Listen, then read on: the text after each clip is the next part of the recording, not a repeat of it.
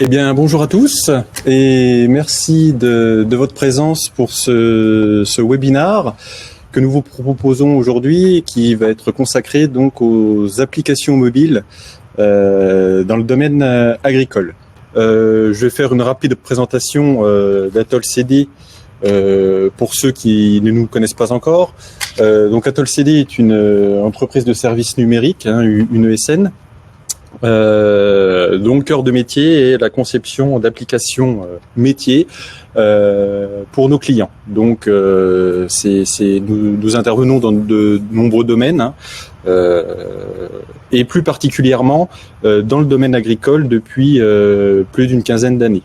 Et riche de cette expérience de plus de 15 ans dans le domaine agricole, nous nous sommes structurés en 2019 en créant un pôle d'activité agri-agro dédié à cette activité. Donc aujourd'hui, ce pôle regroupe plus de 30 personnes. Il faut savoir qu'Atoll, c'est au total 160 personnes. Le pôle principal de production est sur Gevrey-Chambertin. Et le pôle de production agri-agro, lui, est dans les nouveaux locaux de Dijon depuis 2020. Notre pôle agri-agro, donc, c'est une expertise reconnue depuis de nombreuses années avec différents clients issus de ce secteur, que ce soit des entreprises privées, des organismes publics, semi-publics. Un pôle de 30 personnes qui ont pu assimiler et acquérir des expertises dans différents domaines et expertises agricoles. Une cellule lead tech dédiée, c'est-à-dire que pour l'aspect innovation, nous avons 3 à 4 lead tech dans l'équipe qui accompagnent les équipes de développement et qui permettent aussi de faire de la veille pour mettre en place des technologies innovantes et à la pointe. Et on vous en présentera quelques-unes tout à l'heure d'ailleurs. Et ce pôle agri-agro, c'est pas un pôle qui fait sa petite vie, on va dire, tout seul au sein d'Atoll. Nous avons développé des expertises avec les autres pôles d'Atoll Conseil et Développement, le pôle UX Design, dont on verra plus tard que dans la conception d'une application mobile terrain, c'est une phase primordiale et très importante en conception. Le pôle data, mais aussi les autres pôles SIG, etc., etc. On vous en présentera quelques caractéristiques tout à l'heure. Voici quelques-unes de nos références dans le domaine agricole et agroalimentaire. Donc depuis plus de 15 ans, on travaille avec bon nombre de ces clients que vous voyez à l'écran. Donc les chambres d'agriculture, Union adhérent COP, l'Institut de l'élevage, des coopératives en direct, Accéréal, Unéal, Téréos. Bon, je vais pas tous les citer, je veux pas faire de jaloux, mais voilà, là ce sont certains de nos clients avec qui nous travaillons aujourd'hui régulièrement. Alors on va rentrer dans le vif du sujet. Pourquoi la mobilité en agriculture ? Alors là, je risque de dire des choses qui peuvent paraître bateau, mais je pense que c'est bien de pouvoir refixer, remettre les choses dans leur contexte. L'agriculteur, c'est un acteur de terrain. Il est dans son tracteur, il est dans ses parcelles, il est dans ses entrepôts. Il n'est pas derrière un écran. Son métier, c'est pas d'être derrière un écran. Mais pour autant, il faut qu'il puisse avoir les moyens d'obtenir des informations en temps réel pour obtenir des bonnes informations, prendre les bonnes décisions, au final gagner du temps. Donc on va concevoir des applications pour que l'agriculteur puisse recevoir des informations, alors issues de capteurs, des objets à connecter, des choses comme ça, recevoir des prix, recevoir des conseils pour être en lien avec les organismes qui lui fournissent du conseil. Et surtout, ne pas avoir à attendre le retour à l'exploitation pour pouvoir traiter ces données, ces informations. Il a besoin de choses sur le terrain. Autre acteur, c'est aussi ce que l'on appelle les techniciens conseils, qui peuvent être issus de nombreux organismes, de nombreuses entreprises. Eux aussi sont sur le terrain pour accompagner l'agriculteur. Ils peuvent réaliser des observations, ils peuvent fournir du conseil. Alors, ils peuvent aussi pouvoir fournir des devis en direct. Il y a besoin vraiment d'une grande réactivité dans le domaine agricole, mais pas forcément devoir attendre. Tout ça, donc, favoriser l'échange d'informations. Outre ces informations, on va dire, classiques, on peut avoir des autres informations telles que la position géographique, des photos, des vidéos, etc., etc. Maintenant, quelles fonctionnalités vont être nécessaires en itinérance? La première, et c'est incontournable, on s'en est rendu compte depuis plus de 10 ans qu'on conçoit des applications mobiles pour le domaine agricole, c'est le mode déconnecté. L'agriculteur, il est sur ses parcelles, certains territoires ne sont pas forcément couverts où il va y avoir des problèmes de réseau. Il faut qu'il puisse continuer à travailler quand même. Donc là, c'est quand même un point important et ça revient souvent lorsque nos clients nous demandent une application mobile, c'est il faut prévoir un mode déconnecté. Et on verra par la suite qu'on a fait d'énormes progrès en termes technologiques là-dessus. Pour la petite histoire, il y a 10 ans, on avait fait une appli mobile avec un mode déconnecté où c'était à l'utilisateur de choisir est-ce que je me mets hors ligne ou pas, quoi. Et avec le recul, c'était quand même assez anxiogène et compliqué parce que si l'agriculteur part de l'exploitation et qu'il a oublié de se mettre hors ligne et qu'il se retrouve sans réseau, bon bah voilà, c'est fichu. Nous avons trouvé des solutions aujourd'hui pour pouvoir pallier à cette problématique, c'est-à-dire qu'aujourd'hui, ça devient totalement transparent.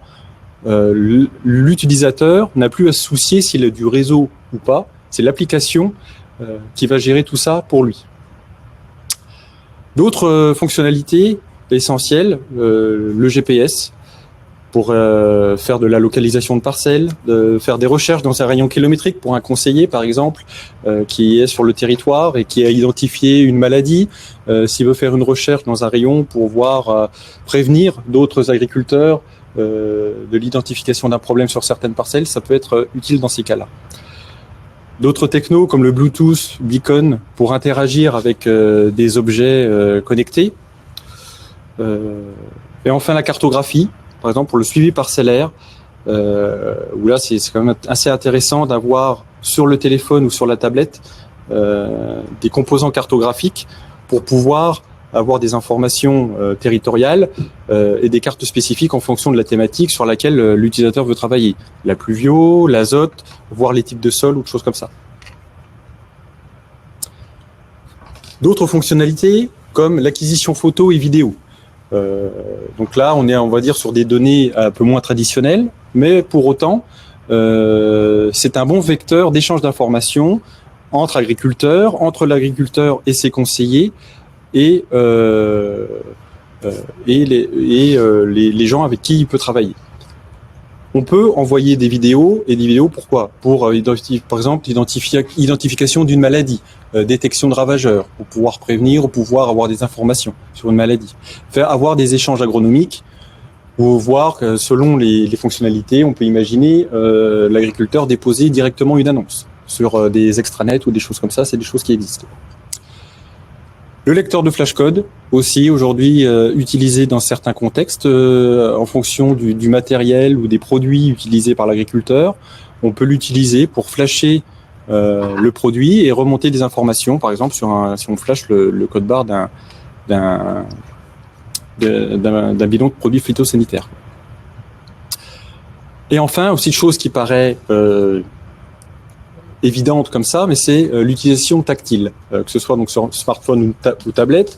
On est dans un contexte différent d'un poste bureau et on doit privilégier une navigation intuitive facilitée, accéder rapidement à la fonctionnalité, minimiser le nombre de clics ou de manipulations et surtout permettre des utilisations de fonctionnalités qui sortent un peu de l'ordinaire, comme par exemple de la signature. On peut prévoir des encarts pour faire une signature électronique ou des choses comme ça. Donc une fois qu'on a présenté un peu ce contexte, des différentes fonctionnalités, des différents outils qui peuvent être utilisés en mobilité, maintenant on va vous présenter l'aspect technologique et faire un focus sur les technologies que l'on peut employer et mettre en œuvre pour répondre à différents besoins. Alors la liste là qu'on va vous présenter, il y a 3 grandes catégories. C'est pas du tout exhaustif, c'est surtout des technologies sur lesquelles on travaille nous actuellement aujourd'hui. Mais il y aurait pour chacun des cas qu'on va vous présenter d'autres technologies sans doute adéquates. On ne prétend pas dire cette technologie, c'est celle-là qui est la meilleure ou quoi que ce soit. C'est un retour d'expérience, c'est la présentation de technologies actuelles sur lesquelles on répond aux différentes problématiques qui peuvent être exposées par nos clients. Donc je vais laisser la parole à Alexis qui va vous présenter cette partie-là. Oui, merci Olivier. Donc effectivement, je vous propose de prendre un petit moment pour évoquer les technologies possibles, utilisables pour pouvoir réaliser une application mobile. Olivier vient de détailler les besoins. C'est une des composantes de l'équation vraiment pour le choix d'une technologie. Il y a aussi d'autres composantes, il y a notamment le contexte, donc à savoir est-ce qu'il y a déjà un applicatif existant, est-ce que par exemple un site web existe déjà, un site web prévu pour le desktop. Il y a déjà peut-être un SI, une base de données, ce genre de choses. À côté de ça, est-ce qu'il va y avoir des problématiques de délai? Enfin, l'autre composante, ça va être évidemment le budget à court terme pour la réalisation de l'application, mais aussi le budget à moyen et long terme pour la maintenance. Donc je vous propose de voir ces technologies-là, sachant que il n'y a pas forcément une technologie meilleure que l'autre. Ça va être une technologie qui va être adaptée donc à une situation. Je vous propose dans un premier temps de voir les applications natives. Alors, qu'est-ce qu'une application native? Une application native, c'est une application qui est développée dans le langage et avec les outils du système d'exploitation.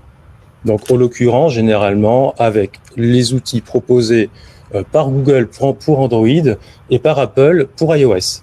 C'est vraiment la technologie qui offre le maximum de possibilités et le maximum de performance. Quand je dis le maximum de possibilités, c'est néanmoins dans les limites offertes aux développeurs. On y reviendra un petit peu après si vous le souhaitez. Mais en tout cas, parmi toutes les solutions exposées, c'est celle qui offre le plus de possibilités. Quand on fait ça, on va donc devoir coder une application par système d'exploitation. Ça veut dire qu'on aura donc un code source spécifique pour iOS et un code source spécifique pour Android. Il n'y aura aucune communication entre ces deux codes sources, il n'y aura rien en commun.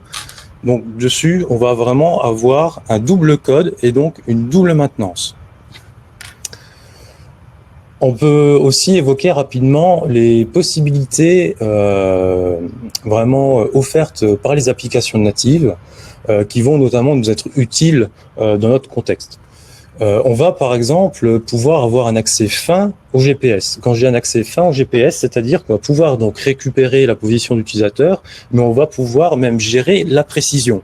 Alors de but en blanc, on aurait tendance à choisir d'avoir la position la plus précise. C'est pas forcément adéquat dans toutes les situations, parce que dans d'autres situations, on va vouloir plutôt chercher à économiser la batterie et donc à réduire peut-être la précision pour pouvoir l'optimiser.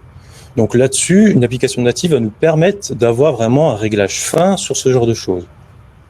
On va pouvoir aussi avoir un accès plein au Bluetooth, où là, on va pouvoir éventuellement se connecter à un autre appareil dans les limites offertes aux développeurs. On va pouvoir aussi capter des beacons, là également aussi dans les limites offertes aux développeurs, parce qu'il peut y avoir certaines contraintes. On y reviendra après. On aura aussi un accès à l'appareil photo.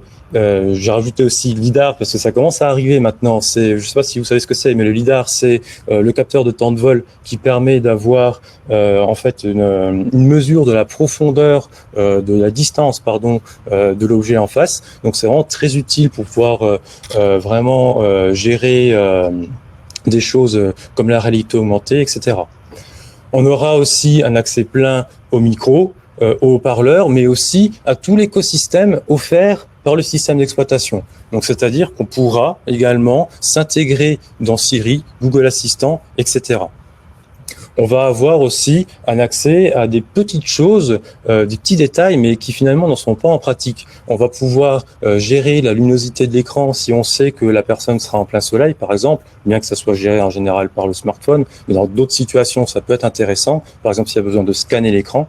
On va pouvoir aussi éviter qu'il ne s'éteigne, parce que quand on regarde l'écran, on va pas forcément le toucher, et donc le téléphone doit pouvoir se mettre en veille. Là, on aura vraiment un accès pour dire « ne t'éteins pas ». On aura aussi possibilité également de gérer le retour haptique. Le retour haptique, vous savez, c'est quand vous cliquez sur une interface et que votre téléphone émet une petite vibration. Là aussi, ça peut paraître anecdotique, mais c'est très important en termes d'ergonomie parce que ça fait comprendre à l'utilisateur qu'il a bien cliqué sur un bouton. Donc voilà, c'est des petites choses, c'est plein de petits détails, mais on aura vraiment un accès plein qui permet donc d'avoir une ergonomie et des performances maximales sur l'application. Accessoirement, on aura aussi accès au port USB, mais là aussi, dans les limites offertes aux développeurs. À côté de ça, on va avoir l'accès aux notifications.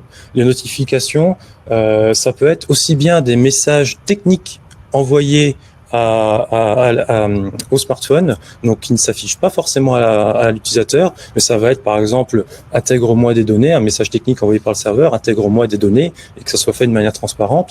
Mais on pourra donc également aussi donc afficher des messages à l'utilisateur et ça, que ça émane soit du serveur, soit de l'application en elle-même. Donc ça, c'est très important. C'est vraiment, on aura vraiment possibilité de déclencher des notifications comme on le souhaite. On aura aussi possibilité d'exécuter des tâches de fond. Alors là, c'est encore une fois dans les limites offertes aux développeurs. Là, je pense notamment à Apple parce que sur des téléphones Android, on pourra vraiment lancer des routines de récupération ou d'envoi de données. Par exemple, toutes les 10 minutes, regarder si j'ai du réseau, l'envoyer, etc. Chez Apple, on aura plutôt des mécanismes prévus pour certaines situations, notamment envoyer des données au retour du réseau ou alors faire ce qu'on appelle un prefetch, c'est-à-dire aller chercher des données en amont avant que l'utilisateur utilise l'application. Donc ce sera vraiment ce genre de choses, ce genre de contrôle fin, quoi. Également, l'application embarquera ses sources. Elle embarquera aussi une base de données et de ce fait, elle pourra fonctionner en mode offline évidemment, et elle pourra aussi capter le réseau, comme je l'ai évoqué à l'instant. Donc on pourra très bien envoyer des données au retour du réseau. Ça, c'est des choses qu'on sait faire maintenant de manière totalement transparente et qui sont donc très efficaces et surtout vraiment très appréciées des utilisateurs. C'est-à-dire que là, on a vraiment quelque chose qui peut vraiment ne nécessiter aucune interaction de la part de l'utilisateur pour pouvoir synchroniser, récupérer les informations. À côté de ça, on aura aussi nécessité d'être dans les stores. Alors là-dessus, nécessité d'être dans les stores, il faut un petit peu rentrer dans le détail. Chez Android, on n'est pas forcément obligé d'être dans les stores. On peut rester sur un téléchargement d'un APK fourni sur un serveur, mais on peut être dans les stores. Chez Apple, on sera forcément dans le store, mais on pourra être néanmoins diffusé de manière privée. On pourra même, dans certains cas, même être à côté du store via un téléchargement d'un point IPA, mais tout cela sera assez contraignant, mais c'est vraiment, encore une fois, prévu pour des cas très spécifiques, par exemple du déploiement sur des flottes d'entreprises privées, ce genre de choses. Mais le schéma classique, c'est quand même une diffusion dans le store public. Une diffusion dans le store public, en revanche, il faut savoir que ça implique des inconvénients et des avantages. Un des inconvénients, mais aussi un avantage, c'est les commentaires utilisateurs. Alors quand vous avez une application qui fonctionne bien, c'est bien parce que du coup votre application est bien notée, donc ça la met en valeur.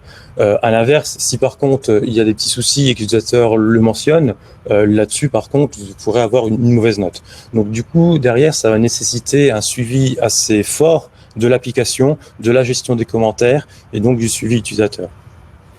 L'avantage également, c'est qu'on va pouvoir bénéficier de l'infrastructure de déploiement d'Apple et de Google. C'est-à-dire qu'une fois qu'on a envoyé les sources sur le store, entre guillemets, on s'occupe plus de rien. C'est eux qui vont vraiment gérer le déploiement, qui vont gérer le volume nécessaire derrière en termes de trafic serveur, etc. Donc, ça a quand même pas mal d'avantages au final. Donc, si on résume, les applications natives, c'est ce qui offre le plus de performance, le plus de possibilités. En avantage, on va être dans les stores, c'est aussi donc un inconvénient. Le désavantage, c'est par contre, donc c'est vraiment le désavantage majeur, c'est qu'on aura, si on veut être présent sur iOS et sur Android, on aura deux codes sources différents.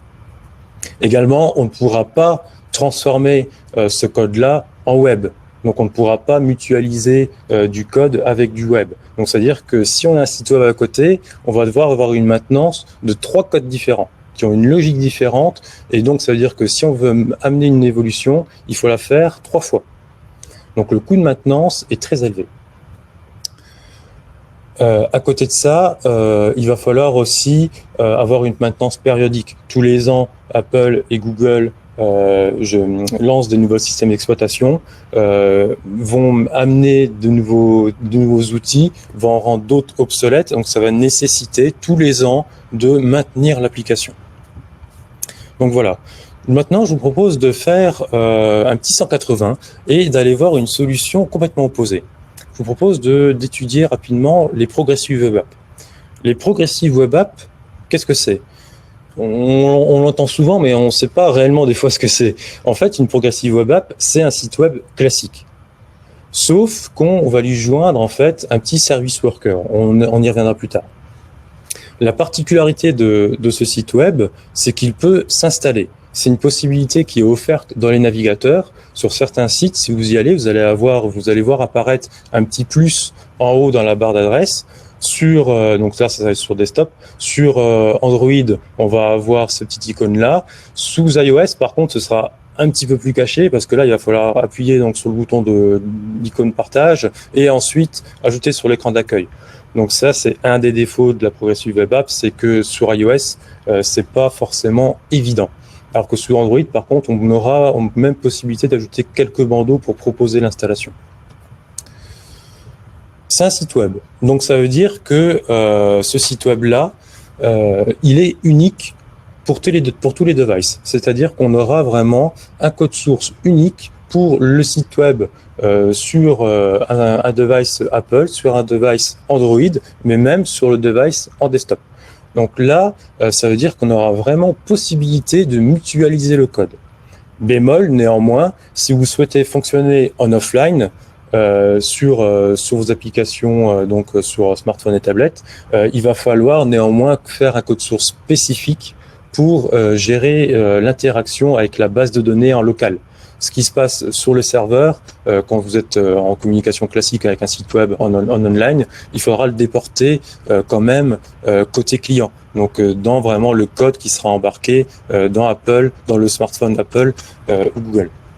Donc il y a quand même un petit peu le partage du code n'est pas quand même à 100%, quoi. Je vous ai évoqué tout à l'heure les service workers. Donc, une Progressive Web App, c'est un site web avec un service worker. Un service worker, c'est quoi ? On peut voir ça un petit peu comme un passe-place, c'est-à-dire qu'il va se placer vraiment entre le site web, donc ce qui s'affiche à l'écran, ce qui est présent dans votre navigateur, et Internet, le serveur.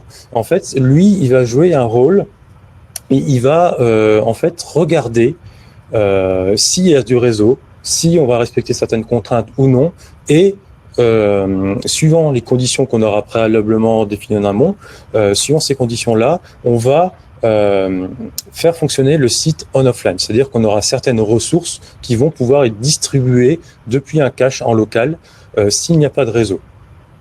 Une des particularités de ça, c'est qu'on peut même le faire quand il y a du réseau. C'est-à-dire qu'on peut dire, tiens, par exemple, l'image de mon logo, ça sert à rien d'aller chercher à chaque fois sur le serveur. Tu peux te permettre de le chercher en local et même quand il y a du réseau. Et donc, de ce fait, on va pouvoir accélérer le chargement d'un site web, même quand il fonctionne en online. Donc, c'est quelque chose qui est assez intéressant, même pour un fonctionnement donc en online. Il va nous permettre aussi sur Android d'avoir de pouvoir faire des traitements en arrière-plan, et aussi d'avoir des notifications émanantes du serveur. Sauf sur iOS. Et ça, c'est un des gros problèmes des Progressive Web Apps, c'est que globalement, elles sont pas très bien supportées par iOS. C'est-à-dire que iOS aura donc ces limitations-là, donc que ça soit donc au niveau de l'installation ou au niveau donc des traitements en arrière-plan ou au niveau du push. Donc ça, c'est à prendre en compte aussi dans le choix de la technologie. Néanmoins, si c'est des choses qui ne sont pas nécessaires dans le contexte, du coup, la Progressive Web App peut vraiment être intéressante. En complément, la Progressive Web App peut même être présente dans le store Android. C'est pas le cas pour Apple, mais il faut savoir qu'une Progressive Web App peut donc être ajoutée dans le store Android. Comme je l'ai évoqué aussi, Progressive Web App, c'est donc un site web. Un site web, donc ça veut dire que là, on va pouvoir réutiliser les technologies web qui sont connues. On va pouvoir aussi faire du responsive design, de l'adaptive design, afin donc d'adapter pleinement le site au device, c'est-à-dire donc vraiment adapter l'application à une utilisation à la souris ou au doigt, à utilisation sur un écran large ou un petit écran. Donc là, on aura vraiment toutes les possibilités habituelles. Et également, on peut donc utiliser des frameworks connus, utilisés par tout le monde, et donc avoir finalement une base de code saine. Comme je l'ai évoqué, grâce au service worker, donc l'application peut fonctionner en offline. Donc c'est-à-dire que les ressources, les sources nécessaires à l'application vont venir vraiment du téléphone directement. On aura aussi possibilité d'utiliser toutes les technologies offertes par HTML5, donc c'est-à-dire aussi avoir accès à une base de données en local qui n'aura peut-être pas autant de possibilités qu'une application native, mais elle sera quand même là. On aura peut-être aussi iOS qui va peut-être des fois nous briller dans certains cas, mais on aura quand même possibilité d'avoir donc une base de données en local. On aura possibilité aussi d'accéder à l'appareil photo, à la localisation du GPS, du Bluetooth, sauf sur iOS, etc. Donc on a quand même possibilité d'avoir un accès quand même assez intéressant aux ressources hardware du téléphone. Donc si on résume les choses, une Progressive Web App, donc l'avantage majeur, c'est de pouvoir donc mutualiser le code source avec donc pour une diffusion sur tous les devices. On va pouvoir même fonctionner en offline. On va pouvoir donc avoir un accès quand même à certains éléments hardware, de l'appareil photo, le GPS, etc. On aura aussi même une mise à jour des sources en instantané, parce que c'est vrai que ça n'a pas été évoqué dans la précédente partie, mais une application native va devoir être validée dans certains cas par Apple ou par Google. Donc ça veut dire que ça peut entraîner un délai de diffusion, alors que là, par contre, dans ce cas-là, on aura une diffusion qui sera instantanée. Dans les points négatifs, par contre, donc c'est comme je l'ai évoqué, le support limité sur iOS, l'impossibilité même d'être dans le store d'Apple, l'installation qui est assez fastidieuse et l'ergonomie et la réactivité générale donc qui pourrait être finalement un peu moindre. Parce que donc on n'aura pas quand même un accès complet et ça restera donc du web, ça ne sera pas du code natif. Donc des fois, parfois, la réactivité pourrait être un peu différente. Maintenant qu'on a évoqué ces deux solutions opposées, on peut évoquer maintenant des solutions un peu intermédiaires.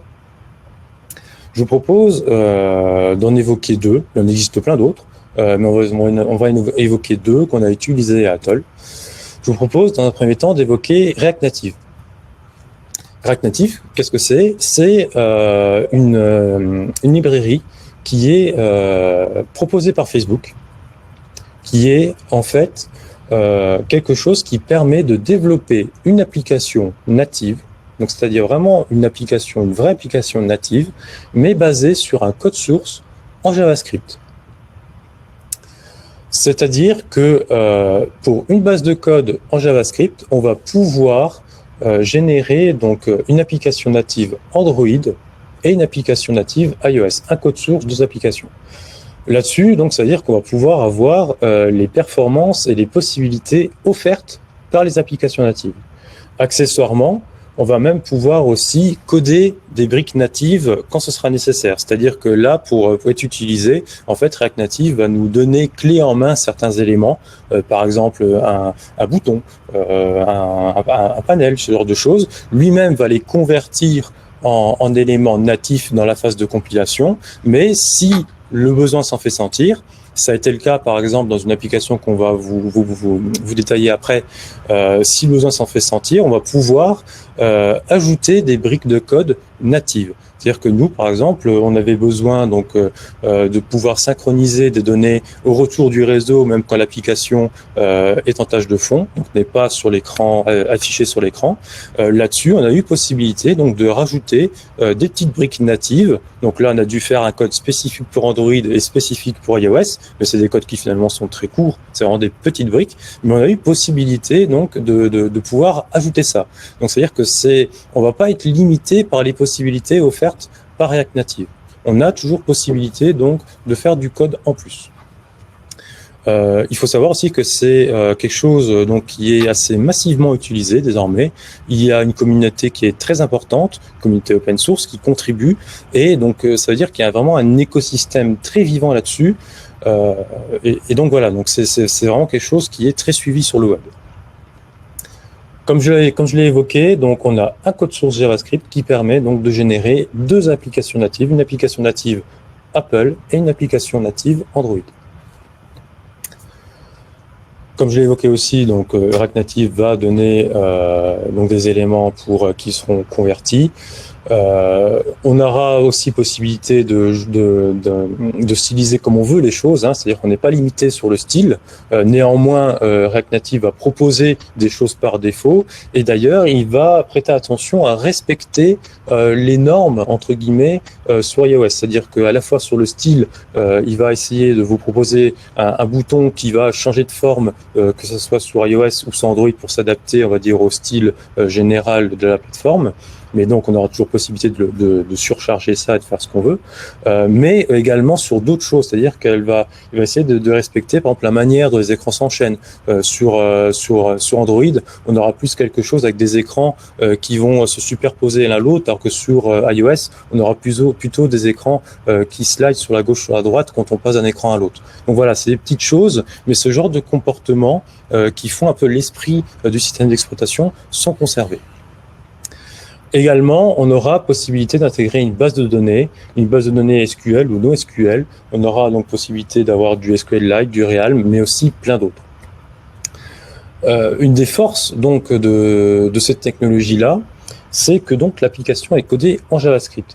Elle va être codée dans un langage donc maîtrisé par une équipe de développement web. Donc si une équipe de développement web est depuis quelques années sur une application web et décide donc de faire une application React Native, le passage sera assez facilement, parce que elle va prendre en main un code qu'elle va pouvoir maîtriser très rapidement. Il y aura toujours besoin d'une expertise native. Il y aura toujours besoin d'avoir une expertise native à côté, mais ça restera finalement à la marge, parce que React Native va vraiment fournir toutes les choses pour pouvoir faire fonctionner l'application. Dans les avantages, donc possibilité donc de mutualiser certaines logiques avec du code web, hein, c'est ce que je viens d'expliquer. React Native utilise donc les principes de code de React tout court, qui est une librairie JavaScript. C'est quelque chose donc qui est vraiment très utilisé et qui est aussi très bien géré par la communauté. Donc la gestion des états, ce genre de choses en interne, vraiment dans le code pur et dur, c'est vraiment quelque chose qui est connu et maîtrisé. Et donc tout cela, donc faire du code web tout en conservant les optimisations logicielles du natif. Donc si on résume, les avantages de React Native, c'est finalement tous les avantages des applications natives, sauf qu'on rajoute du coup le fait que le code pour l'application iOS et Android est mutualisé. L'inconvénient, par contre, c'est que c'est pas transformable en site web. C'est-à-dire que les composants fournis par React Native vont être transformés en code Android, en code iOS, mais pas en code web. Enfin, je dis ça, néanmoins, il existe quand même React Native for Web qui permet de faire ça, mais ce n'est pas quelque chose d'officiel. Donc là-dessus, on peut prendre un risque à partir sur ce genre de choses. Ça reste à étudier néanmoins, et peut-être que dans le futur, ça risque peut-être de bouger aussi au niveau de React Native. Donc à suivre. Dans les points négatifs, on va retrouver en revanche aussi certains points négatifs des applications natives. Donc, c'est-à-dire qu'on va devoir quand même respecter les contraintes d'Apple et d'Android. On va devoir donc se soumettre aux validations du store, et aussi on va être tributaire du framework React Native. Donc, c'est-à-dire que lui-même va devoir suivre les évolutions du système, des systèmes, pardon. Donc voilà. On peut parler aussi de Flutter. Flutter, c'est quoi? Flutter, c'est en fait, c'est un peu le même principe que React Native, c'est-à-dire qu'avec un code source unique, on va pouvoir générer une application web et une application Apple et une application Android. Sauf que sous le capot, entre guillemets, ce sera un petit peu différent. Au lieu derrière de générer des composants natifs, il va dessiner, entre guillemets, l'interface. Donc c'est pas tout à fait la même chose, c'est pas la même manière de procéder, mais dans l'idée, ça reste quand même le même principe d'avoir un code source pour donc générer deux applications. C'est quelque chose qui est créé et maintenu par Google. Une des particularités de ça, c'est que l'application va être vraiment écrite en Dart. Dart, qu'est-ce que c'est? Ça va être en fait un nouveau langage qui est écrit par Google, qui avait pour objectif initial de remplacer JavaScript, mais finalement ça a été abandonné. Néanmoins, ils ont quand même conservé ce langage-là. Ce langage-là, il est même d'ailleurs utilisé dans certaines applications que vous utilisez peut-être déjà, Google AdWords notamment. Mais donc c'est un langage qui est assez simple à prendre en main. C'est un langage qui est très efficace. Et donc qui est assez intéressant à l'usage. Il n'y a pas une équipe de développement web n'aura finalement pas de difficulté à rentrer dans ce langage-là. Donc si on résume les avantages et les inconvénients, c'est la même chose que React Native finalement. Sauf que là du coup on va avoir Dart, donc comme je l'ai évoqué, qui va être à la fois un élément positif parce que on va pouvoir donc avoir un langage assez intéressant à prendre en main, mais aussi ça va être aussi un point négatif parce que ça restera finalement un langage un peu exotique. Mais quelque chose qui peut être intéressant avec Flutter, c'est que plus tard, si Android venait à être remplacé par un nouveau système d'exploitation, là c'est de la pure rumeur, mais il est possible que Google travaille sur un remplaçant d'Android. On peut penser que Flutter permettra de générer, sans vraiment faire de modifications sur le code source de base, va pouvoir générer une application sur ce nouveau système d'exploitation. C'est de la pure supposition, mais néanmoins on peut le penser. Donc voilà, il y a aussi une technologie qu'on n'a pas évoquée, qui est tout ce qui est site web embarqué, site web encapsulé. On a parlé donc des progressive web apps, mais il y a aussi possibilité d'encapsuler finalement ces applications dans ces sites web dans une application. C'est une solution intermédiaire qui peut être intéressant pour pouvoir mutualiser le code source avec un site web. Donc voilà, c'était juste une petite parenthèse. On n'a pas souhaité l'évoquer parce qu'on pense que Flutter et React Native peuvent désormais prendre le relais dans certains cas. Donc voilà. Je vais laisser la parole à Olivier qui va vous présenter quelques applications. Et avant de passer à la suite, je ne l'ai pas précisé en introduction, mais n'hésitez pas à poser des questions. À la fin de la présentation, on prendra un petit moment pour y répondre, enfin en tout cas essayer d'y répondre. Donc n'hésitez pas, à poser vos questions pendant la présentation. Donc maintenant qu'on a fait un panorama, c'est on va dire des technologies ou en tout cas des types, des structures sur lesquelles on peut s'appuyer pour développer une application mobile. On va illustrer cela. Chacune des trois catégories, on va les illustrer avec des réalisations que l'on a faites récemment avec trois de nos clients. Donc on va passer en revue l'application Mes Parcelles, l'outil des chambres d'agriculture, un outil suivi accompagnement de la coopérative Unéal et l'outil Tour de plaine tournesol de Terre Innovia. Et après on verra que donc là c'est pour illustrer vraiment les trois types de technologies qu'on vous a présenté. Et après, on verra aussi qu'il y a d'autres réalisations et d'autres supports possibles, comme le disait tout de suite Alexis, avec d'autres technologies. L'application Mes Parcelles, donc c'est un outil des chambres d'agriculture qui permet la saisie et la consultation de pratiques agricoles en mode online et offline. L'agriculteur va pouvoir saisir ses interventions de fertiles, semis, produits phyto, ses récoltes, différentes opérations, etc., etc. Ça va lui permettre de suivre en live aussi son suivi des stocks pour ses intrants, ses extrants, permettre la saisie d'irrigation de parcelles avec des relevés et des saisies d'index de compteur d'eau. Il va avoir un accès direct à son référentiel phyto. Alors ça, pour le coup, je crois que c'est en ligne seulement. C'est un choix, mais c'est un choix du client. Mais en tout cas, voilà. Il peut accéder à son référentiel phyto avec la consultation des fiches, la recherche de produits, etc. Il embarque des outils d'aide à la décision. Donc, encore quelque chose d'important quand l'agriculteur est sur le terrain. Et on va pouvoir permettre de gérer aussi des données de plusieurs exploitations, sur plusieurs types millésimes, que ce soit des exploitations classiques ou des ETA, des entreprises de travaux agricoles. Donc là, je vais vous montrer quelques écrans pour vous montrer l'aspect graphique. Et là, ça me permet aussi de parler de ce que j'ai évoqué en introduction, c'est que la phase de conception et de maquettage dans la réalisation d'une appli mobile est très très importante.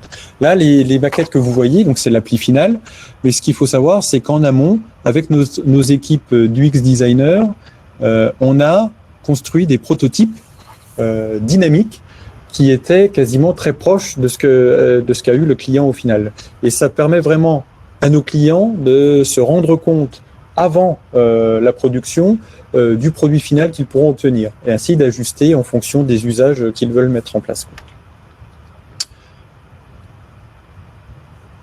Si on fait un petit résumé sur cette application, donc elle a été développée en React Native, elle permet une compatibilité iOS et Android, elle s'appuyait sur un applicatif web existant.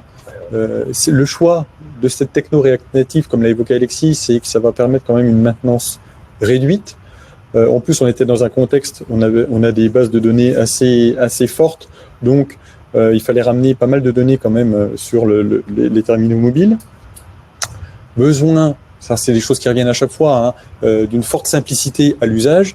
Et il y avait aussi un besoin exprimé par le client, c'était que cet outil soit disponible dans les stores. Cet outil a été déployé fin d'année 2019. On est déjà à plus de 10 000 téléchargements et on a quand même plutôt des bons retours de la part des utilisateurs. Donc là, on a un seul code source, que ce soit pour les applis Android et les applis iOS. Voilà. On va passer à une autre application que l'on a pu réaliser pour la coopérative Unéal. C'est l'outil suivi d'accompagnement. Suivi accompagnement, donc l'objectif, c'est de simplifier le suivi des contrats et des conseils auprès des agriculteurs. Donc c'est un outil à destination des techniciens conseils, et donc c'est un usage, on va dire, interne à la structure Unéal. Elle permet aussi le suivi commercial et la gestion des facturations de prestations. Il y avait des besoins techniques fort exprimé en prérequis, c'est d'avoir une signature tactile et numérique. Et encore là aussi, d'avoir une utilisation en mode offline avec des synchros automatiques. C'est ce que je disais tout à l'heure, ne pas avoir à se soucier à synchroniser les données, que ça se fasse tout seul, entre guillemets. Là, donc, les choix techniques, c'est une application en Dart et Flutter. Voici quelques écrans de la réalisation. Là encore, je vous laisse apprécier le côté ergonomique. Et avec, là, par exemple, on voit bien la partie de signature numérique. Assez exotique, mais en tout cas, c'est une signature numérique. En termes de bilan sur cette réalisation, donc c'est une compatibilité iOS uniquement avec la techno donc Flutter. Là, c'est encore pareil. On a une maintenance réduite, on a un code unique, un fonctionnement offline, des interfaces fluides, simples et compréhensibles. Et on a répondu, on va dire, aux défis qui étaient posés, c'est-à-dire la gestion de la synchro et la signature embarquée. Voilà. Là encore, apparemment, depuis les retours, à partir d'après Unéal, on a de très bons retours sur l'utilisation et surtout le côté ergonomique de l'application. Et enfin, on va parler de l'appli, l'OAD Tour de plaine tournesol de Terre Innovia. Donc ça, c'est aussi un outil que nous avons réalisé fin d'année 2019, qui est mis en place là, tout début d'année 2020. C'est un outil d'aide à l'observation et de conseil sur la culture spécifique du tournesol en fin de floraison. Là, c'est pareil, on avait une demande de mode déconnecté et un choix de Progressive Web App qui a été effectué. Voici quelques exemples d'écran où là, vous voyez, on a intégré des images. Là, on est sur un outil d'aide à l'observation. Donc, on a des images qui ont été intégrées pour pouvoir faire de la comparaison par rapport à ce qui peut se voir sur le terrain. Et là, on a encore une fonctionnalité qui a été demandée, c'était d'avoir un accès direct à un device du mobile, donc c'est l'appareil photo. Donc là, on a matérialisé de cette façon, via des boutons dans l'application, des liens et des accès directs à l'appareil photo du device.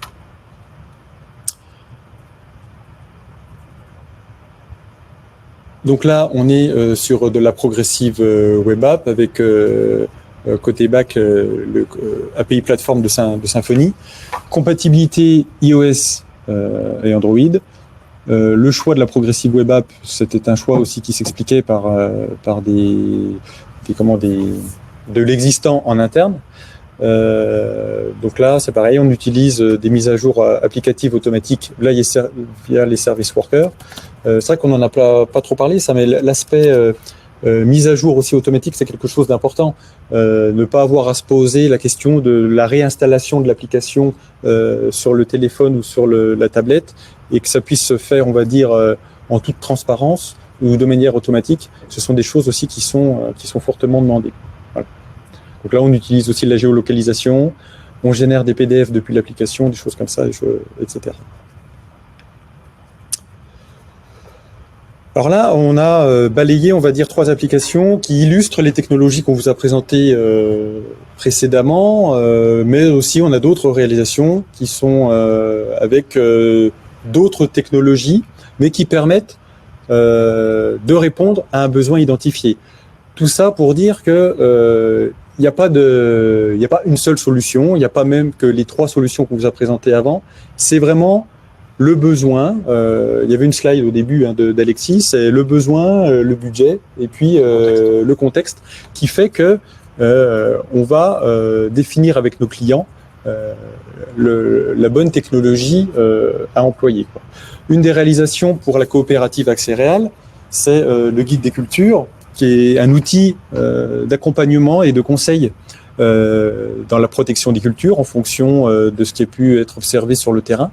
Et on va conseiller, on va dire, des produits, une dose d'application de produits. Là, on est sur une app iOS et Android avec des technologies HTML5, du JavaScript pur et de la base de données SQLite et l'utilisation de Cordova. Cordova qu'on utilisait encore, on peut encore l'utiliser, hein, il y a des choses qui existent, mais Cordova qu'on utilisait beaucoup à un moment donné en termes technologiques pour pouvoir produire des applications mobiles, quoi. Bovitropic, une réalisation pour l'Institut de l'élevage, où là on retombe sur une Progressive Web App. C'est un outil d'auto-évaluation de la productivité en élevage de bovins. Là sur des technologies Vue.js, hein, qui est une librairie JavaScript, et du Symfony côté back. pour terminer, 2 autres réalisations, une pour l'Institut de l'élevage, Arvalis Institut de l'élevage, Institut du végétal, pardon, Azalée, qui est donc un site responsive. Et là, c'était donc c'est plus un site web, on va dire, qu'une appli mobile, mais en tout cas, c'est un site responsive qui se décline très bien sur les terminaux mobiles. Voilà, il faut le voir comme ça. Au niveau métier, c'est un outil qui permet de conseiller l'agriculteur sur son assolement pour pouvoir optimiser son utilisation en eau et aussi, du coup, optimiser ses rendements. Là, on est sur des technologies pareilles Vue.js, Laravel côté back et une base MySQL. Et pour terminer, une réalisation pour l'entreprise BI. Donc là, c'est une entreprise qui construit des capteurs. Donc là, on est en lien avec l'IoT, des capteurs qui sont dans les vignes ou dans les chais. Et l'objectif, c'est de construire un outil mobile qui permet de remonter les informations de ces différents capteurs. Donc là, on est sur une technologie React Native et du back en JAX-RS, donc c'est un back en Java. Voilà. Donc maintenant, une fois qu'on a fait un peu tout ce panorama, c'est pour dire que la mobilité, c'est une des composantes de la transformation numérique en agriculture. Comme je vous l'ai dit en introduction, nous on accompagne le secteur depuis plus de 15 ans, on accompagne les entreprises, les organismes du secteur pour aller vers une numérisation et l'installation numérique des outils, la transformation numérique des outils. Donc au-delà de la mobilité, si on voit un peu cela de manière à plus grande échelle, la mobilité est un des éléments. Mais une fois que l'on a saisi ou qu'on a des informations via le mobile, elles vont remonter dans les structures au sein du système d'information, style dans des data hubs ou des data lakes. Donc là aussi, on a développé une expertise pour pouvoir mettre en place ce genre de structure, pour pouvoir intégrer et consolider et faire de la restitution de données sur ces grosses structures de data. On va pouvoir mettre en place aussi, selon les besoins, une composante géographique.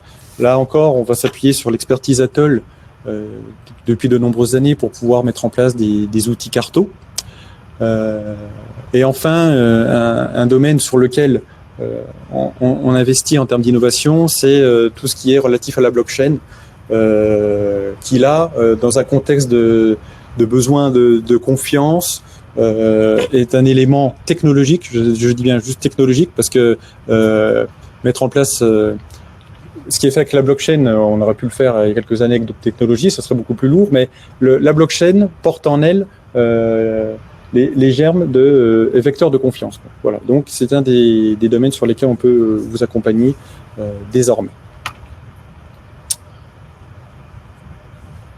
Donc voilà pour la présentation. On a terminé ce panorama. Maintenant, on va peut-être passer aux questions, donc parce que j'ai vu qu'il y en a pas mal qui sont posées. Oui. Donc vous êtes pas mal à nous demander si la présentation sera disponible. Oui, elle est disponible donc à la demande, mais nous allons aussi la diffuser sur notre chaîne YouTube. Elle sera aussi également très certainement proposée dans notre prochaine newsletter. Il y a aussi eu quelques questions a priori pendant notre présentation. Je crois pendant que je parlais des progressives web apps, on nous a demandé quand on parle d'installation, est-ce que c'est côté utilisateur ou côté administrateur? On parle bien du côté utilisateur. C'est vrai que la présentation était vraiment focalisée sur le point de vue utilisateur. C'est donc l'utilisateur qui doit donc choisir d'installer manuellement l'application. À savoir néanmoins qu'il existe des mécanismes qui permettent d'envoyer entre guillemets l'application sur plusieurs terminaux, notamment sur les applications natives par iOS, où là ça va être un déploiement sur une flotte interne. C'est-à-dire qu'on a possibilité de lister des terminaux et donc sur une flotte d'une entreprise et de dire sur tel terminal je veux telle version de mon application. Donc là, ça va être l'administrateur qui va choisir vraiment de pousser les applications sur les téléphones. Ça répond d'ailleurs à une autre question qu'on a eue. Pourquoi est-ce que la compatibilité du Neal était que sur iOS? C'est parce qu'ils avaient ce besoin-là, justement. Ils avaient besoin de pouvoir exploiter. Ils ont en fait une flotte mobile iOS, et ils avaient donc besoin d'avoir un déploiement par ce biais-là. Ça rejoint ce qu'on disait tout à l'heure, c'est que le choix, il est guidé par des besoins technologiques. Je sais pas, j'ai besoin d'offline, j'ai besoin du GPS, j'ai besoin de l'appareil photo, mais aussi il peut être guidé par une infrastructure interne déjà en place, et il faut que la nouvelle appli puisse s'intégrer dans cette infrastructure. Alors là, c'est le cas, par exemple, ils ont une flotte de terminaux iOS, donc bon, bah voilà, le client fait le choix de ne garder pour une application interne que le déploiement sur iOS. Ça peut être de ce genre de choix-là. On a d'autres clients qui, en interne, ont un service informatique, qui ont déjà expérimenté la Progressive Web App. Ils souhaiteraient que avoir une nouvelle appli, mais qu'elle suive, on va dire, cette structure technologique de façon à ce que eux après puissent reprendre, dire, la maintenance de l'application ou des choses comme ça. Donc voilà, c'est vraiment tout un ensemble de choix de prérequis, de périmètres qui vont vous permettre de faire le bon choix entre guillemets en fonction de votre situation personnelle. Il y a aussi une autre question, pardon. Pensez-vous qu'il vaut mieux une application spécialisée par usage ou une application unique qui référence et rassemble un ensemble de fonctionnalités? Là, la réponse, ça dépend. Comme d'habitude, hein, c'est toujours, donc comme vient de le dire Olivier, ça va dépendre du contexte, etc. Mais là, en fait, ça va vraiment dépendre de plein de choses. Ça va dépendre du poids de ces fonctionnalités. Ça va dépendre aussi éventuellement du besoin commercial. Est-ce qu'il y a un besoin commercial de devoir identifier une fonctionnalité? Alors là, du coup, ça peut être peut-être plus pertinent d'avoir une application dédiée pour vraiment mettre en avant ça. Mais par contre, il faut savoir que ça peut être un peu lourd à l'usage si les applications communiquent entre elles. Je prends un exemple un petit peu qui me vient en tête, par exemple Google Drive. Vous savez, il y a une application Google Drive, une application Google Doc et une application pour Google Sheet. Du coup, quand on ouvre un document texte et qu'on veut ensuite ouvrir un document Sheet, donc l'équivalent d'Excel, il faut de ce fait switcher d'application. Donc ça peut être un peu lourd à l'usage dans ce contexte-là. Donc voilà, c'est des petites choses pratiques. Et là, finalement, pour vous répondre, le mieux, ce serait vraiment d'étudier la question et le contexte précisément. Il faut vraiment, faut vraiment étudier. Il faut mettre le curseur au bon endroit parce que c'est vrai qu'on a dû travailler sur des applications quand même assez conséquentes. Et donc, comme je dis, il faut mettre le curseur au bon endroit parce qu'à la fois, il ne faut pas que l'application mobile reste simple d'utilisation. Et donc, si elle est riche fonctionnellement, il faut faire attention à ne pas la rendre compliquée à utiliser. Et d'un autre côté, d'avoir plein de petites applications. Bon, au bout d'un moment, l'utilisateur peut se dire bon, c'est bien gentil, mais bien, pour faire ça, il me faut celle-là. Bon, voilà, il faut mettre le curseur au bon endroit. Et c'est vraiment en fonction de votre situation à chaque fois, de vos besoins, que le choix peut s'opérer. Il n'y a pas de bonne recette miracle, on va dire, ou magique. C'est vraiment un contexte à chaque fois à étudier pour apporter la bonne réponse. Merci à vous, en tout cas, il y a des gens qui nous remercient, donc pas de problème. En tout cas, merci à vous. Merci d'avoir participé à ce webinar. Donc, comme vous l'a dit, hein, le support de la présentation va être diffusé. Si vous avez des questions, si vous voulez creuser certains sujets, n'hésitez pas à nous contacter. Là, sur la dernière slide, vous avez les éléments qui vont bien. Voilà, on est à votre disposition. Si sur une thématique particulière, vous voulez qu'on puisse échanger plus particulièrement et plus précisément. Merci à vous tous de votre participation et j'espère à bientôt. Merci. Au revoir.